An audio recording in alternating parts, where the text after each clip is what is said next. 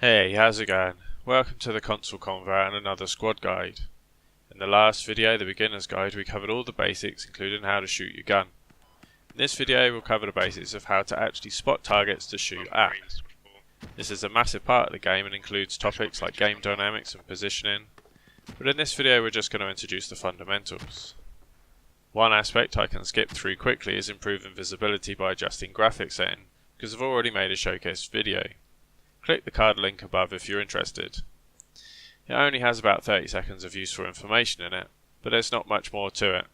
There's a link in the description of that video to the instructions that I use to install Reshade. A couple of quick extra points. Using your maximum resolution will obviously improve the detail of distant objects, and there is a trade-off in adjusting the field of view. You can have a narrow FOV and more zoom, or a wider FOV and less zoom. At the moment I have a small screen, so I've opted for maximum zoom, but experiment, see what works best for you. In any new team-based shooter, it takes a little time to get used to spotting your opposition by learning what they look like. This is complicated in squad because of the realistic distances in the environment clutter, and the fact that apparently the current character models are placeholders, and at this time a couple are easily confused. Before we get into how to be 100% sure whether they're friend or foe, let's start by looking at the kits, starting with the easy ones. These are the insurgents. They have only one set of kit, and they're easy to tell apart from all the other factions. These are the US guys. They only have one kit.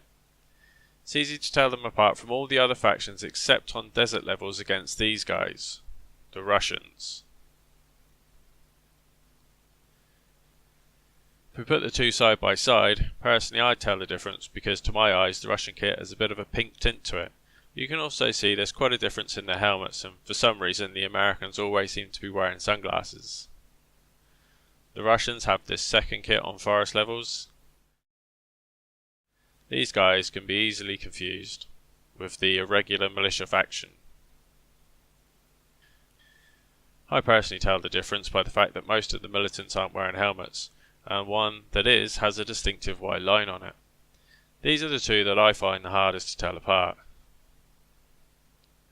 There are ways of being almost 100% sure.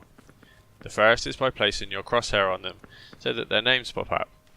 This is the first thing I do when I spot movement, but be warned this doesn't always work if you're on a gun in a vehicle, and it's also possible to be confused if there is a friendly unit behind the enemy unit you're looking at, because the friendly name can appear to be above their heads.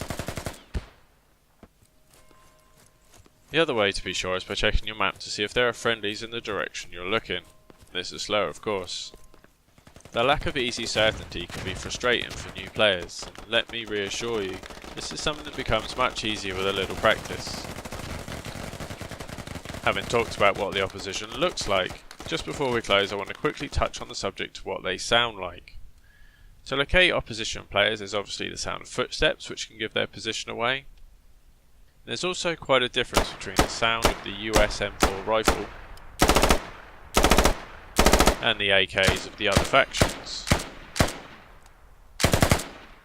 Remember though that it's possible for the militia riflemen to choose the M4 rifle with iron sights, so both these methods only suggest the presence of the opposition, and you'll want to check your map or go and have a look before you go throwing your grenades. So I hope there's been some useful information in there. Hope you continue to enjoy getting into the game. More guides will be coming here soon, so keep an eye out by subscribing if you want. Till next time, good luck and have fun.